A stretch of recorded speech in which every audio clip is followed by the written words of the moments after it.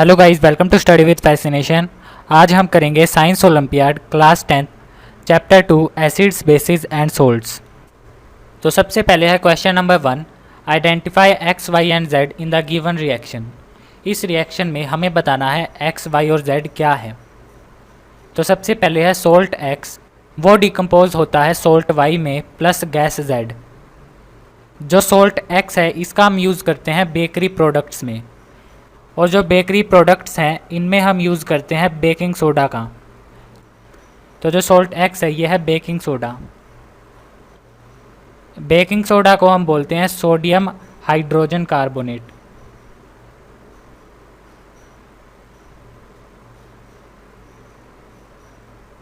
तो sodium hydrogen carbonate decompose होता है सोल्ट वाई में, जिसका हम यूज़ करते हैं वॉशिंग पाउडर की तरह।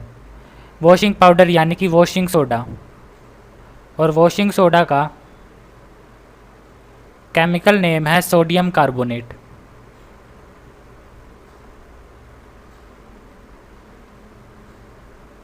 तो सोल्ट एक्स है हमारा sodium hydrogen carbonate, salt y है हमारा सोडियम कार्बोनेट, और उसके बाद है गैस जेड।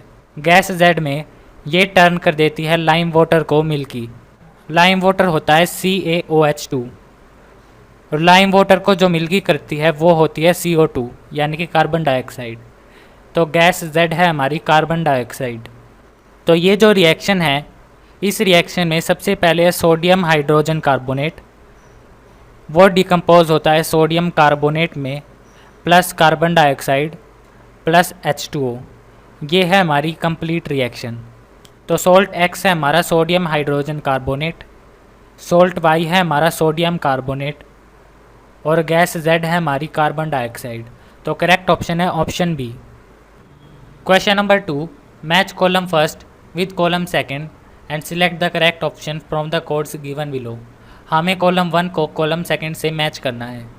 कॉलम 1 में दिए गए हैं सब्सटेंसेस और कॉलम सेकंड में दिए गए हैं उनकी pH वैल्यू। तो सबसे पहले है टमाटो जूस।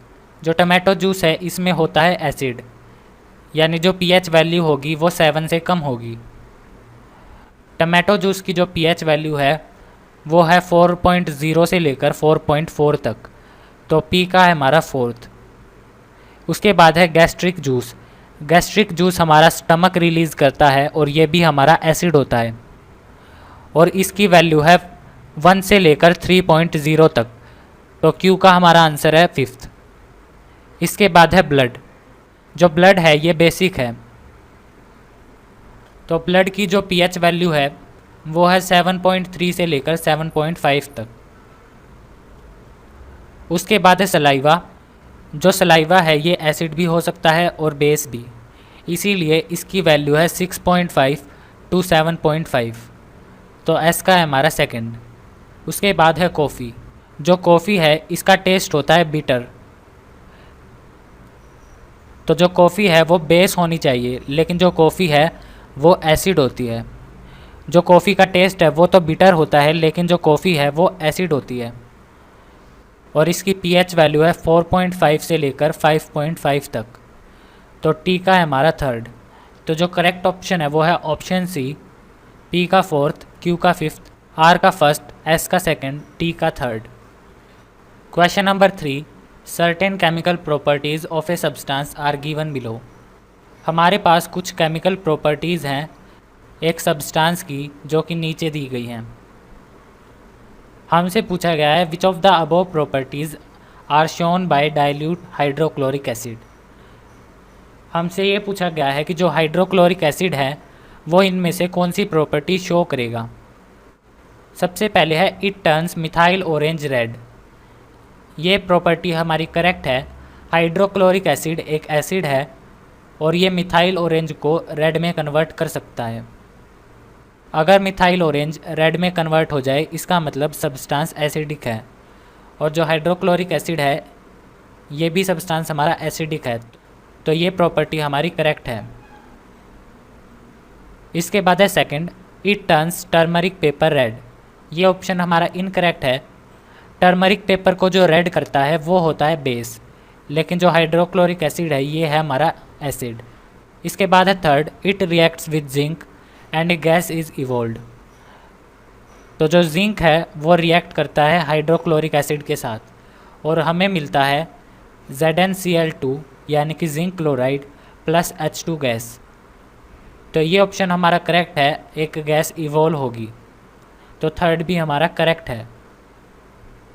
उसके बाद है fourth, it reacts with solid sodium carbonate to give brisk effervescence. जब सॉलिड सोडियम कार्बोनेट रिएक्ट करता है हाइड्रोक्लोरिक एसिड के साथ तो एक एफरवेसेंस प्रोड्यूस होता है। एफरवेसेंस का मतलब जो लिक्विड है उसके अंदर गैस बबल्स प्रोड्यूस होते हैं।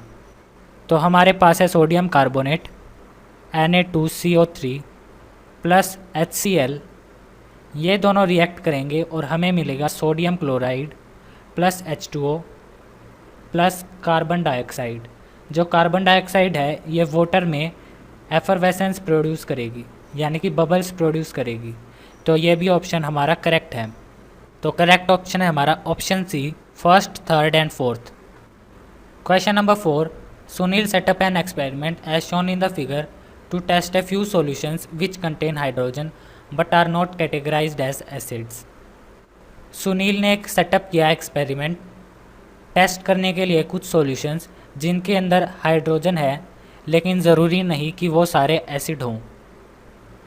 हमें बताना है कौन सी ऑब्जर्वेशन करेक्ट है। When a solution of glucose is put the bulb does not glow. जो ग्लूकोज है इसके अंदर हाइड्रोजन होता है लेकिन जो हाइड्रोजन है उसके आयंस नहीं होते।